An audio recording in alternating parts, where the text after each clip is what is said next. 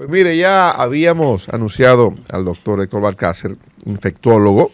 El hombre tuvo que hacer una parada técnica, ¿no? Atendiendo a su responsabilidad y ya está con nosotros. Así que, doctor, buenos días, bienvenido.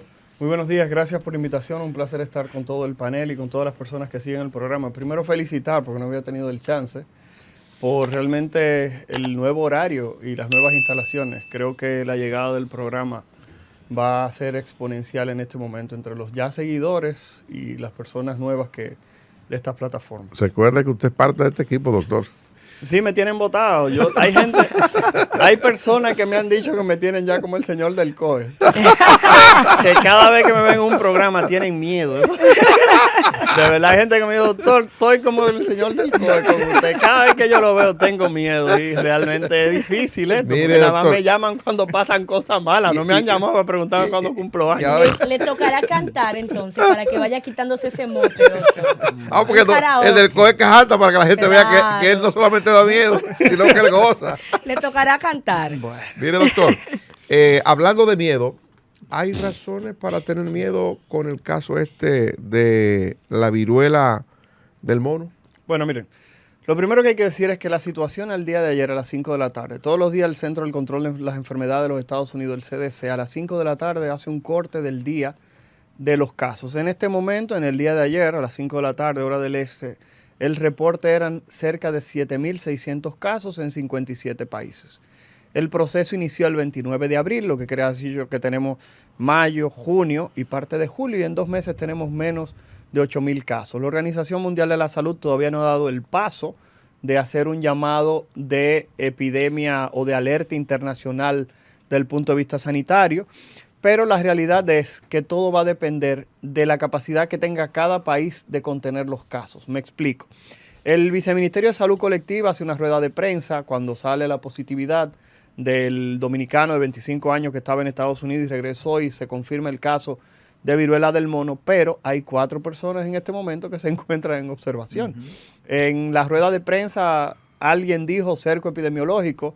Yo acabo de conversar ahora en la mañana, hace unos 45 minutos, con el viceministro Eladio Pérez de Salud Colectiva y me dice que cerco epidemiológico es una palabra un poquitito fuerte, que realmente esas personas se encuentran en observación, vigiladas, claro, sin poder moverse para ningún sitio, claro. Pero bajo control. Exactamente, pero la realidad es que él me dice que las 4 personas que se encuentran en vigilancia, ninguna de las 4 ha tenido ningún tipo de síntoma. Si las autoridades logran mantener este número controlado y las personas con las que alguien ha tenido algún tipo de contacto se mantiene controlado también, entiendo que pudiera ocurrir, por ejemplo, lo que ha pasado en México, que hace cerca de 5 días atrás tenían 5 casos de viruela del mono, 5 días después todavía tienen 27 casos, la misma cantidad. Lo que quiere dejar dicho que en un país con más de 100 millones de personas los casos están completamente controlados. Y eso más que nada se debe a el control de las autoridades sobre el proceso de diseminación de la enfermedad, que repito, es una enfermedad diferente al coronavirus. Necesita un contacto cercano de las personas, un contacto con secreciones importantes. Por tal razón no es como que alguien llegue aquí, estornude y se le pegue a alguien. Es una enfermedad con una transmisión entre seres humanos mucho más difícil que el coronavirus. ¿Cómo prever eso, doctor? El problema con esto de prever es que primero debe existir la sospecha clínica. Cualquier médico, enfermera, bianalista, cualquier personal sanitario y las personas que están escuchando el programa sepan primero que la viruela del mono es una enfermedad que está presente. Que cualquier persona con un cuadro febril debe tratar de mantenerse en su casa. Independientemente que solamente tenemos un caso, cualquier persona que presente erupción en el cuerpo, y la Sociedad Dominicana de Dermatología acaba de enviar un comunicado en el día de ayer diciendo que cualquier persona con una erupción en el cuerpo que parezca herpes debe, dentro de lo posible, mantenerse en aislamiento y ser esa persona evaluada por un personal de salud. Esta enfermedad tiene una característica. La primera fase de la enfermedad, el paciente tiene fiebre, dolor en el cuerpo, malestar general, dolor de cabeza. Todo ese pródromo que las personas tienen cuando van a estar enfermitos de algo. En la segunda fase, entonces, aparece la erupción en el cuerpo. Y estas lesiones tienden a ser lesiones de vesículas en la piel, en el cual sugiere o semeja a lo que conocemos como la varicela. Pero las lesiones muchas veces tienden a ser un poco más grandes. Y lo que tiende a diferenciar una de la otra es que las personas con la viruela del mono entonces se llenan de ganglios. Esas lesiones en el cuello y en las axilas y en la ingle que se presentan cuando, por ejemplo, usted tiene una erisipela en una pierna y le sale una seca. Eso que la gente le dice seca, no es una seca, esos son ganglios a nivel de la ingle que están aumentados de tamaño. Cuando usted se le infecta la garganta, le salen unas lesiones en el cuello que son como unas bolitas, esos son ganglios linfáticos también, la gente le llama reuma aquí porque a todos le ponen un nombre, pero la realidad es que cualquier persona con una erupción en la piel que parezca varicela, esa persona tiene que ser evaluada. Y si tiene lesiones, repito, tipo ganglios, esa persona debe considerarse como un caso sospechoso. Doctor, esa primera etapa en que usted comienza a sentir fiebre, dolor de cabeza, que la gente pudiera pensar, es una gripe cualquiera, me tomo un calmante, una pastilla para la fiebre, y bien. Esa primera etapa, donde todavía no han aparecido los ganglios ni las erupciones en la piel, ¿qué es contagioso todavía en esa primera etapa o a partir de qué momento? La respuesta es que sí, esa persona puede ser contagiosa hasta unos días antes de que comience a tener ese cuadro. Porque recuerde que casi todos estos virus pueden estar presentes en secreciones desde día antes. El asunto es que como es tan mala la capacidad de transmisión entre seres humanos, es muy poco probable que exista algún tipo de transmisión en el contacto casual. Tiene que ser alguien que dure mucho tiempo con esa persona, que entre en contacto con secreciones importantes. Por eso los casos de los hombres que tienen sexo con hombres, ya que el sexo posiblemente desde el punto de vista físico es el momento en el cual existe mayor contacto desde el punto de vista de piel, de secreciones. Entonces, por tal razón, se ha vinculado mucho a esto. Algunas personas ya comenzaron a decir que es un castigo de Dios para los hombres que tienen sexo con hombres, pero la realidad es que más que nada es la relación sexual, es el contacto íntimo entre secreciones, entre dos personas, una de ellas infectada, que puede pasar simplemente a la enfermedad. Y en el contacto hombre-mujer es menor, entonces. Lo que pasa es que la historia de la transmisión en Europa, sobre todo en España, tiene mucho que ver con lo que es el sexo entre hombres que tienen sexo con hombres, y eso generó algún tipo de estigma. Y fue porque en Mallorca se armó una fiesta del orgullo gay. Aparentemente habían 2 o 3 personas, uno, quien sea, que estaba infectada, ocurrieron relaciones sexuales y después de ahí esas personas llegaron a Madrid.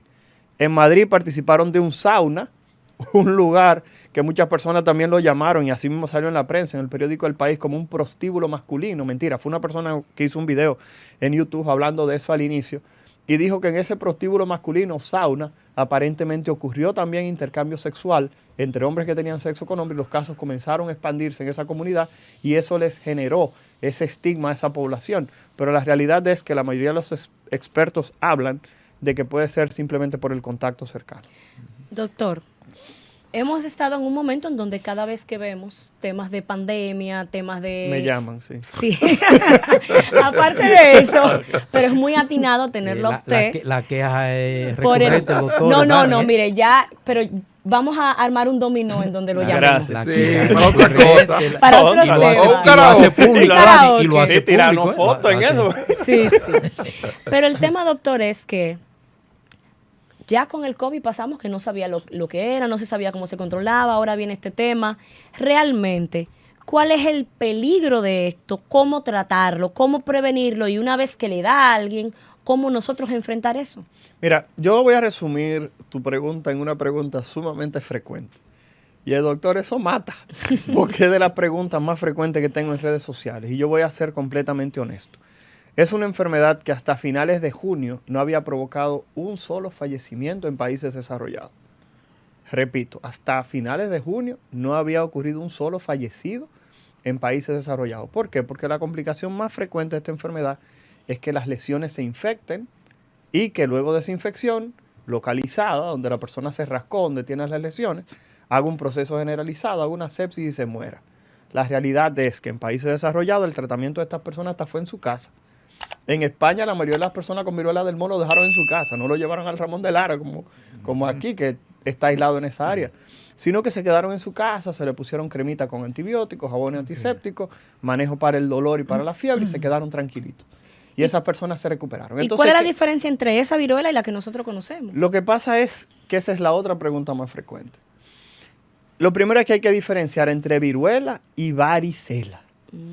La varicela es una enfermedad completamente diferente a la viruela. La viruela, el último caso que ocurrió en el mundo fue en el 1976 en Somalia, en África. Desde el 1976 no existen casos documentados de varicela de transmisión comunitaria.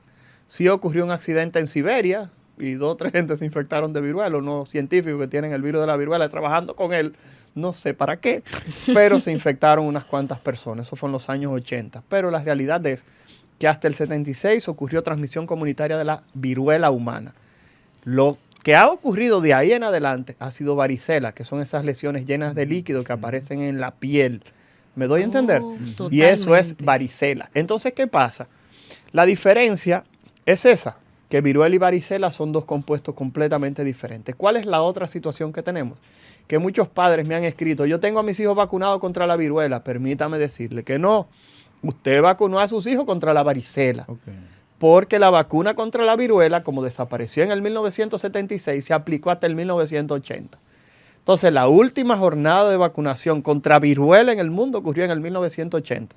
Lo que quiere ha dicho que si usted nació del 80 para allá, si usted tiene más de 40 años, perdón, menos de 40 años, 41, 42 años, usted nunca pudo haber estado expuesto a la vacuna de la viruela. Así que si usted dice que usted vacunó a sus hijos contra la viruela, no, usted vacunó a sus hijos contra la varicela. Doctor, ¿estamos nosotros los dominicanos preparados para una enfermedad como esa?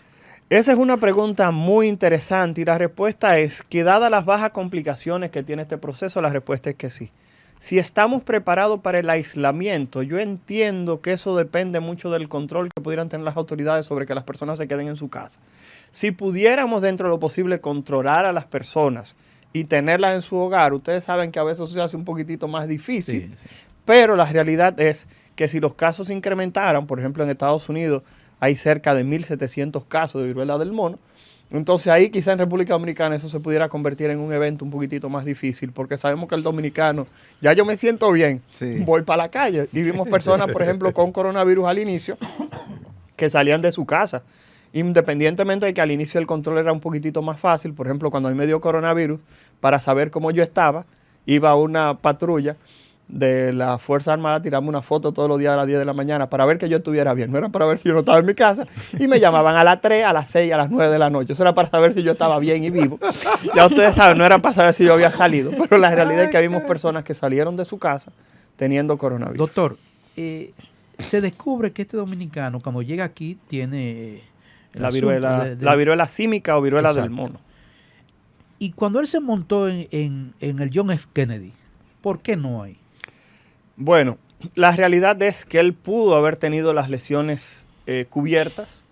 Recuerden que las lesiones tienden a aparecer en la cara, pero usted tiene una mascarilla puesta. Usted puede tener lesiones en el cuerpo, pero usted tiene ropa y nadie se da cuenta. Entonces, al que esa persona no es evaluada y la persona al ser evaluada se ven las lesiones más los ganglios, es muy poco probable que se sospeche. Entonces, ¿qué ocurre? Hay muchas personas que han dicho Balcácer y las personas que viajaron con él en el avión. Generalmente es muy poco probable que las personas que viajan en un avión con una persona se contagie por lo que le decía del asunto de las secreciones, que tiene que ser un contacto muy estrecho. Quizás las personas que estaban al lado de él, dependiendo de si se quitaron la mascarilla o no y si compartieron mucho tiempo, eso quizás teóricamente pudiera tener un riesgo un poquitito superior. Pero la realidad es que las personas en el avión ni siquiera se consideran que pudieran tener gran probabilidad de adquirir el proceso. Doctor, con este proceso de expansión tan rápido de la viruela del mono, usted mismo acaba de explicar que a partir de abril... Sí, 57 países. Arrancó el asunto en Reino Unido y ya 57 países han repetido. Leí recientemente que Estados Unidos iba a comprar creo que 12 millones de vacunas. Porque no habían tantas vacunas, porque no había casos, claro. ¿Verdad? Pero parece que en la medida que ha ido incrementándose, se han comenzado a fabricar vacunas. ¿Cree usted que los países deben comenzar a prepararse por si hay que vacunar a la población con relación a esto? Bueno, la realidad es que la fabricación de la vacuna, muchos proveedores a nivel mundial han dicho que tienen disponibilidad de fabricar las vacunas del mundo en pocos meses. Y como estamos diciendo, es una enfermedad que aparentemente ha provocado poca letalidad. Repito, casi inexistente, razón por la cual entiendo que es importante que se pudiera contemplar si los casos siguen incrementando, siguen aumentando. Pero vuelvo y repito, ni siquiera la OMS en este momento ha dado una voz de alerta de que se considera una enfermedad de interés internacional que lleve, y esta es la otra pregunta, la tercera más frecuente, doctor, ¿van a cerrar el país por la viruela del mono? Y la respuesta es que no, en ninguna parte del mundo, ni siquiera en este momento, que el país con más casos de viruela del mono es Reino Unido o Inglaterra. En segundo lugar Alemania y en tercer lugar España. Hace 2 días atrás España era el país con mayor cantidad de casos de viruela del mono y ya 2 días después Reino Unido le pasó en cuanto a lo que eran casos. Lo que quiere dejar dicho que esto es un proceso, repito, que en algunos lugares se va desacelerando y en otros simplemente los casos continúan incrementando. Doctor, y el COVID, las variantes Omicron, dígame, ¿qué estamos con eso? No, cuando alguien dijo en un periódico que era casi inminente la llegada de las variantes nuevas de Omicron, yo nada más me reí porque es que era seguro que estaban ya disponibles, que estaban presentes en territorio dominicano, porque era la única forma de explicar la cantidad de contagios. Hay que decir que tenemos una positividad de un 20%.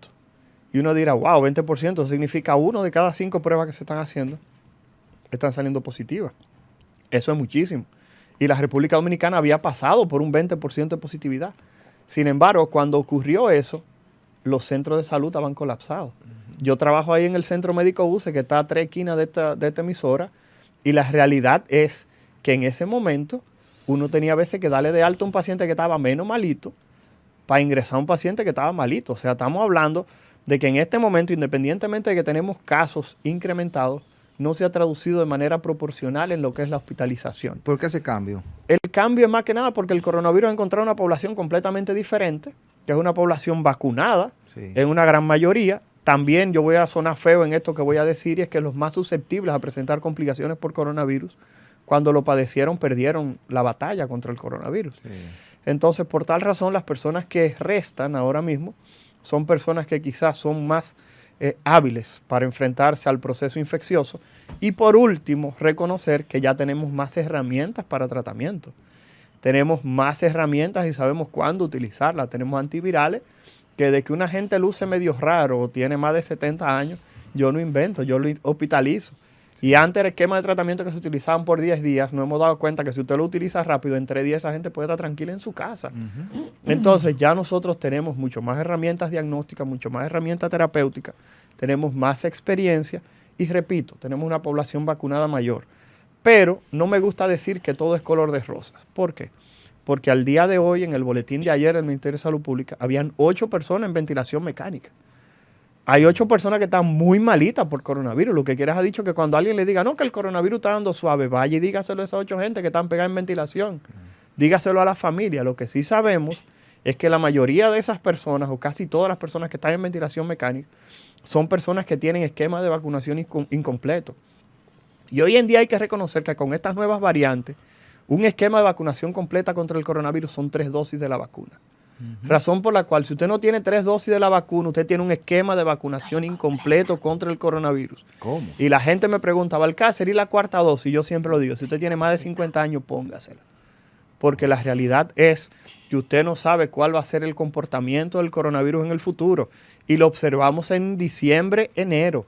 Luego del concierto aquel, que fue realmente una verdadera aventura, para no decir quién fue que lo dio el concierto, yo voy a, no lo voy a decir, pero sí voy a reconocer que tuvimos, sería todo lo bueno que usted quiera, pero yo le voy a decir algo. Yo no fui, doctor. Yo no sé si usted fue, pero el 31 de diciembre, ustedes saben que aquí en Navidad los médicos tienen la costumbre de desaparecer, que muchos médicos dejan de consultar.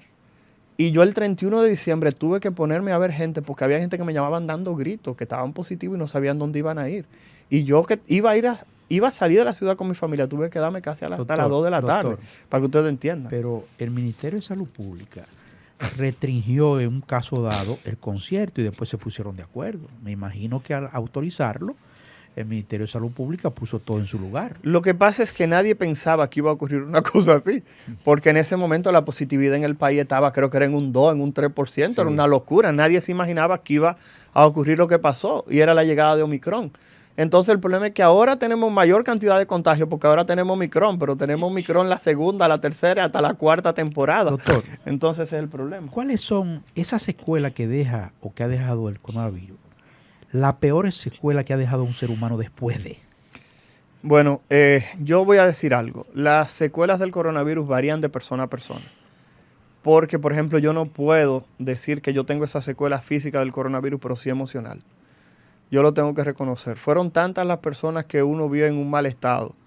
Personas que vi que perdieron la vida. Familiares que uno ingresaba, un esposo y una esposa, y la esposa a los 2 días estaba sana, sin problemas, sin fiebre, y el esposo terminaba en intensivo, pegado en una máquina de ventilación. Que yo, desde el punto de vista emocional, los pacientes con coronavirus prefiero verlo de manera ambulatoria. Y si hay que ingresarlo, le doy el seguimiento, pero tiene que ser algo extremo, porque la realidad es que eso te cambia la vida. Cuando tuve ese proceso de que a veces tú tenías que ingresar un paciente y tú llamabas a 8 centros de salud y te decían que no había cama. Yo realmente creo que hay que aprender de este proceso y de verdad lo dije. La única queja que tuve contra el sistema de salud dominicano durante los momentos feos del coronavirus, y creo que el señor Alcántara aquí me escuchó en algún momento decirlo, era que caramba, habían clínicas que se daban el lujo de decidir que yo no atiendo coronavirus, que yo no atiendo qué. Sí. Yo en ese momento de verdad me metí una arbitrariedad terrible y yo decía, pero ¿cómo es posible que una clínica, yo necesitando ingresar a un paciente que se está ahogando, que se podía corregir simplemente con tener una camilla y tenerlo acotado con oxígeno? ¿Cómo diablo me dice a mí que no di que trabaja con coronavirus? Yo ahí entendí que faltó un poquitito de Autoridad. Sensibilidad. Yo no sé qué fue lo que faltó, yo lo que sé que yo creo que si yo hubiera estado O ahí el faltó asunto- cuarto. O autoridad. Yo no sé qué faltó, pero creo Cerrar que algunos centros de eso. La salud primero. El Estado tiene que garantizar salud para la gente. Sí, doctor, mire, de estas variantes nuevas de Omicron, hay una, creo que la B4. Sí, y B5. sí. Supuestamente esa es resistente a la vacuna. Lo que pasa es que no es resistente, elude lo que son los mecanismos de defensa y usted se puede infectar. Ya. Pero uno ha observado que las personas con 3 dosis, 4 dosis de la vacuna, aún se infecten, tienen una evolución muy superior. Porque recordar que no solamente estamos hablando de producción de anticuerpos, que es lo que la gente mide, sino que existe otro tipo de respuesta en el organismo que se encargan de matar a esas células que se infectan con cualquier cosa. Entonces, el ser humano monta esas dos respuestas de manera paralela. Hubo un momento, doctor, en que el gobierno tuvo que jugar con la economía y la salud. Bueno, y el presidente se la jugó. Ya había una buena parte de la población que tenía su vacuna puesta, ¿verdad? Pero no hemos llegado a la inmunidad de rebaño todavía. Bueno, todavía no hemos llegado, creo, a la inmunidad de rebaño. Lo que pasa es que no existe ya ese término. Ya ese no término, existe, ese ok. término se abolió. Inmediatamente apareció Omicron, Sí, que obvio. podía infectar a personas aún vacunadas. Ujú. Inmediatamente el término inmunidad de rebaño no existe. Lo que sí existe es una protección individual que usted genera cuando se aplica sus vacunas. Ok. Y es lo que le estoy diciendo. En este momento, cuando inició de nuevo este brote, los primeros pacientes que yo estaba viendo que tuvimos que hospitalizar en la UCI, los primeros 3 pacientes no los olvido. Uno fue un señor de 80 años, un señor de 81 años, un señor de 77 años. Esos fueron los 3 pacientes que yo tuve que hospitalizar. De los 3, solamente uno tenía sus 3 dosis de la vacuna y tenía 81 años. Y era médico justamente. Se le pusieron su medicamento y para su casa. Los otros 2, había uno que era pastor evangélico que no creía en la vacuna y él dijo que no se iba a vacunar. Ya ustedes saben lo que pasó con esa persona, no tengo que decirlo. Duró 3 días hospitalizado. Y después de ahí, continuamos. Sí. Doctor, completando la pregunta, bueno, fue o apuesto a la economía o a la salud, bueno, se abrió el país y la gente comenzó a llevar una vida normal. Hoy en día, con todo ahí ese crecimiento de los casos, usted llega con una mascarilla a algún lugar y dicen, este es un extraterrestre.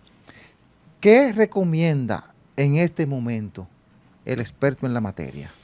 La recomendación siempre es la misma. Yo creo que ya ningún país del mundo, aún el estado de Nueva York, que elevó la alerta sanitaria en un momento a naranja, que es lo que está antes de rojo, y después que llegó a naranja lo frizó ahí.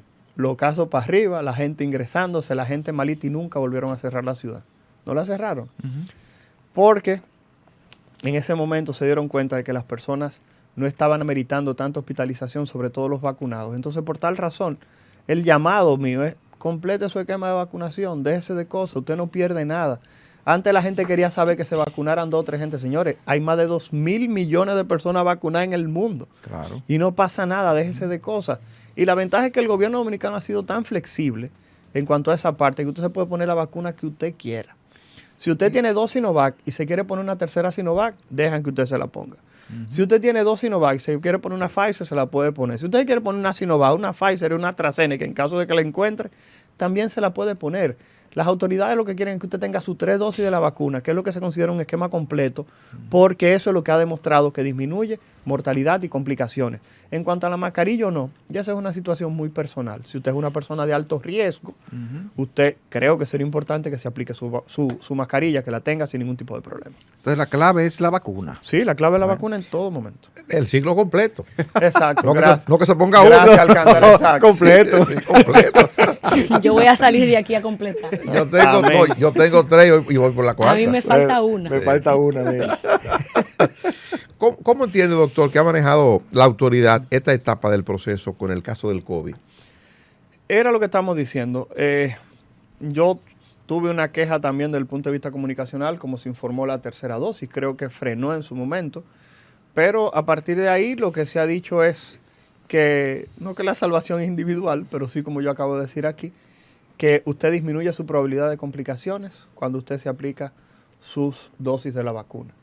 Hay que decir que si bien es cierto el coronavirus es menos agresivo, repito, es menos agresivo para aquellas personas que están preparadas. Como dicen por ahí, la oportunidad encuentra al que está preparado. La oportunidad de usted no complicarse lo va a encontrar si usted tiene sus vacunas aplicadas. El gobierno ha cumplido teniendo la vacuna disponible. Si usted no se la quiere aplicar, y eso es una situación completamente suya. Y eso es algo que, repito, yo no juzgo a nadie que no se quiera aplicar la vacuna. Sin embargo, cuando se complica, entonces, de una vez están con lo, me debía haber vacunado. Caramba, sí debiste haberte vacunado. Se lo dijimos. Es un problema, exactamente. Entonces, muchas veces se obvia que se hicieron muchísimas campañas. Señores, yo lo he dicho desde siempre. Una de las páginas, de las instituciones que mejor trabaja desde el punto de vista comunicacional es una página que se llama Vacúnate RD. Esa persona usted le escribe y a los 10 minutos usted tiene respuesta. Usted entra a Vacúnate RD en Instagram y ellos todos los días ponen, en esta semana estaremos vacunando en tales lugares para que las personas sepan dónde está la vacuna. Pero si usted le escribe, es increíble, esa gente a los 15 minutos les responden. Yo no sé si eso habrá cambiado de la semana pasada para acá, pero la realidad es que hasta enviando por ahí las preguntas para usted sacar su código QR, cuando usted tiene su 3 dosis de la vacuna, ellos le envían un código QR donde dice la vacuna que usted se aplicó, en qué fecha, y las personas que entran al ministerio lo pueden verificar. Y por ejemplo, yo salí de viaje hace cerca de 2 meses y yo viajé con ese código QR en mi celular e impreso, y en países que están bastante en bromones, como es en Italia, en ese momento, yo no tuve ningún tipo de inconveniente. Iba al aeropuerto, llegaba con mi código QR, con la descripción de las vacunas, y me dejaban pasar sin ningún tipo de problema. Habían personas que no tenían cómo demostrar el proceso de manera confiable y tenían muchos inconvenientes en esos sitios. ¿No sería interesante que el gobierno en estos momentos haga una campaña similar a la que hizo en aquella ocasión, motivando a la gente, mire, complete su cantidad de vacunas? Podría ser. Ustedes saben que se ha ido disminuyendo lo que es la cantidad de personas. Por ejemplo, las que se aplicaron la primera dosis de la vacuna son casi 7 millones.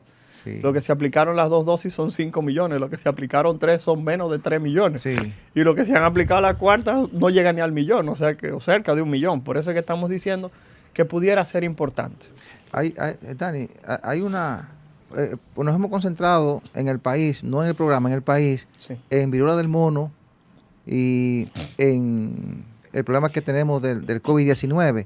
Pero usted como especialista en la materia, ¿qué otro tipo de casos le llegan? Dengue, para citar un caso una enfermedad muy común en República Dominicana, dengue, leptospirosis. ¿Qué otros casos usted está viendo en su consultorio? No, la realidad es que uno ve de todo. En la República Dominicana, una de las cosas que hay que reconocer que ocurrió durante este proceso del coronavirus es que muchas personas con procesos crónicos descuidaron su atención. Entonces, personas con procesos vasculares o con diabetes dejaron de atenderse de manera rutinaria. Entonces, estoy observando muchas personas con úlceras, por ejemplo, en los pies, que tenían problemas de circulación que no se chequearon de manera correcta, o pacienticos diabéticos que presentaron alguna lesión en un pie y ahora tienen un proceso infectado. Estamos observando ese tipo de pacientes que justamente por no buscar asistencia a tiempo, fruto del temor de la pandemia, justamente descuidaron algunas situaciones. Y la República Dominicana se ha convertido en un destino turístico 1A, y es tanto así que yo siempre le digo a las personas que Cat Williams, un señor de color en los Estados Unidos, uno de los comediantes más famosos de las últimas décadas, hizo su especial de comedia, y lo pueden buscar en Netflix, se llama World War III, o sea, Tercera Guerra Mundial, y él justamente en el medio de su comedia dice, ahora la gente cambia tanto que ustedes ven una muchacha que con $22,000 arranca para República Dominicana, y lo menciona en más de una ocasión, arranca para República Dominicana y cuando vuelve tú no la conoces. O sea, estamos hablando de que la cirugía plástica se ha convertido en la República Dominicana ya no es a Colombia, en un referente. No, es a República Dominicana, sobre todo por la estabilidad que brinda el país. Sí. Que usted no lo van a secuestrar, que usted no se va a encontrar en medio de una ponedera de bomba, no va a tener un conflicto. La República Dominicana, esa seguridad que brinda, junto con el personal capacitado, y los resultados que brindan se ha convertido en eso, pero recordar que es una cirugía, entonces estamos trabajando mucho con complicaciones vinculadas a cirugía plástica que en ocasiones tienden a ser problemas muy sencillos, pero también en ocasiones pueden ser un poquitito más complicados. Doctor, le agradecemos su tiempo. Siempre a la orden. Un placer, y a Mariela, un placer gracias tenerle. por la invitación. Cuídense mucho. A Mariela que lo invite a un karaoke aquí próximamente. Por favor.